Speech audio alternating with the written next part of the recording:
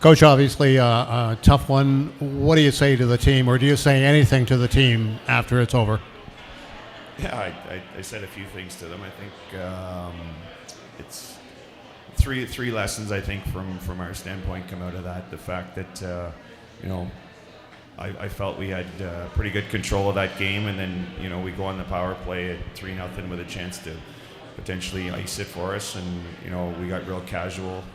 And they end up getting the one goal there, and then we miss a box out in front of the net, and 3-2, and then we get a little bit panicked because we're still a new group learning how to win and learning how to close things out, which for the most part we've been pretty good all year, but and then we over back check on the tying goal, and so it's little things that we've got to learn, and I think the disappointment of losing that point is big for us, but in the grand scheme of it, if that was a playoff game, it'd be way more crushing. So I think we should, take that as a learning experience, that we get in those situations, we rely on our system, rely on our structure, rely on our leaders to step up on the bench and be like, let's just play, don't panic. And so I think that's kind of the message, right? It's a good learning curve for us. I thought our bench was flat by about the 10-minute mark of the third, and I was looking for some of our leadership group to step up and kind of calm some of our younger guys down, and we didn't really get that right now. So there's lesson 2 from that game right there for sure. We were talking upstairs about the breakaway opportunity that Sasha had in the first period, shorthanded, when it was 3-0, and we kind of looked at each other and said, I hope that doesn't come back to be one of those plays that turns out to be pretty pivotal, but it really was, I guess, right? I mean, had we scored there to make it 4-0, who knows what happens after that, right? Yeah, I think that's when two good teams play together, it's who comes up with that play at the right moment, right? Like last night, we got some big saves from Benny when they were kind of pressing and could have changed the title of the game, and their goalie made some big saves tonight when he needed to keep them, hanging on a little bit, and then give them some credit. They stuck to their system. They kept coming, which we knew they would.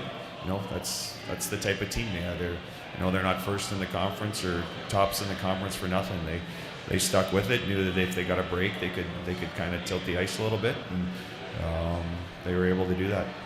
And Benny obviously probably deserved a better fate tonight. Made some real nice saves again early in the hockey game. A couple of saves in tight, and continue to make some pretty solid saves, so likely deserved a better fate than what he got.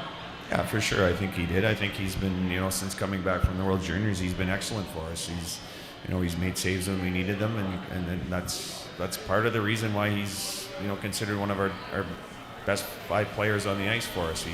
He's expected to do that every night, and he was really good last night. He was really good again today, which helped us get the 3-0 lead, and we should have locked it down for him, and yeah, like you said, give him a better fate. But like I said, I think it's a good learning lesson for us as a group moving forward, that if we're going to be successful, those games get locked down with the belief in our system, with the belief in our one-on-ones, and leaning on that structure. So when the moment's under pressure, or you're getting a little bit rattled because they ramp up the physicality, or they ramp up the little after whistle stuff, which is all part of the playoffs. We've got to learn to play within that, and not change our thought process, not change our mindset, and continue to play.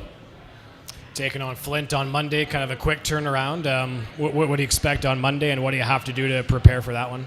Yeah, I think it's going to be just like any other game with Flint, right? They come in, they try and impose their physicality on us, and they're a high-scoring team, and we've got to push through this game as quick as we can. We're treating this month and the next month like playoffs. So, say we get a split with the team we just played, and a day and a half later we got to turn around and play another intense game. And so we've got to ramp up the energy. We've got to, get a light skate tomorrow and shake this off. And like I said, learn from it in the ways we're going to learn from it, and then come into Flint.